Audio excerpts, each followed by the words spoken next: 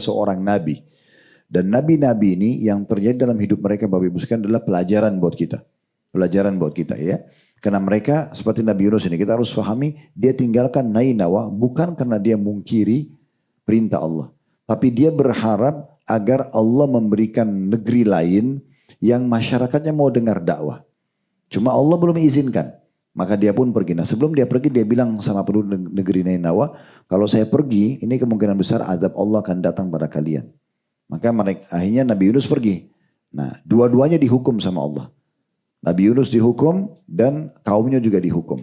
Nah Nabi Yunus AS pergi naik kapal. Di kapal itu dihantam oleh ombak yang keras. Lalu kemudian kaptennya mengatakan kita harus mengurangi beban kapal. Maka mereka pun mengeluarkan banyak barang-barang. Ternyata juga masih belum cukup. Akhirnya mereka bilang kaptennya kita harus membuang orang. Diundilah nama-nama. Begitu disebutkan dalam ayat Al-Quran. Dalam hadis-hadis Nabi SAW keluar Nabi Yunus. Ada riwayat yang menyebutkan setiap kali diundi keluar nama Yunus. Orang-orang yang kenal Nabi Yunus itu bilang, kalau namanya dia jangan ini kita tahu nabinya Allah. Maka kalau seseorang di antara kita segera dibuang. Tapi karena sudah 2-3 kali ternyata selalu kalah.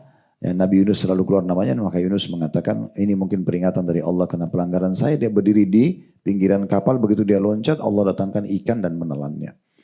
Tentu tidak disebutkan secara khusus seperti apa jenis ikan itu. Tapi Allah katakan tentang Nabi Yunus, kalau dia bukan termasuk orang yang banyak bertasbih, maka dia akan tinggal di perut ikan itu sampai hari kiamat.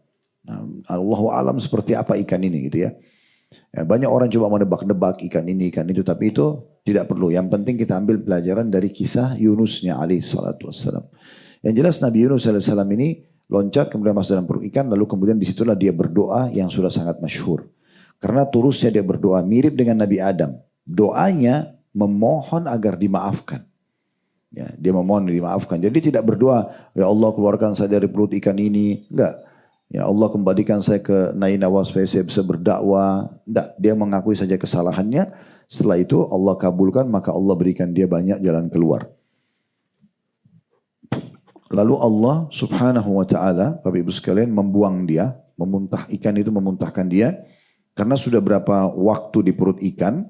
Maka pakaiannya sudah sobak-sobek gitu ya. Misalnya kita ada di mobil saja kalau mobilnya jalanannya rusak sudah nggak enak, kadang-kadang mual ya. Pesawat misalnya itu sudah nggak nyaman. Apalagi kalau di perut ikan yang berombak sana sini ya. Belum ikan itu juga mungkin makan ikan-ikan yang lain dan segala macam. Belum bau amis dan macam-macam lah. Itu hanya membuat Nabi Yunus sangat lemah. Lalu Allah keluarkan ya di tanah tandus. Kemudian Allah berikan kepada dia seekor sapi yang ada susunya. Lalu dia meminum. Lalu dia temukan ada pohon.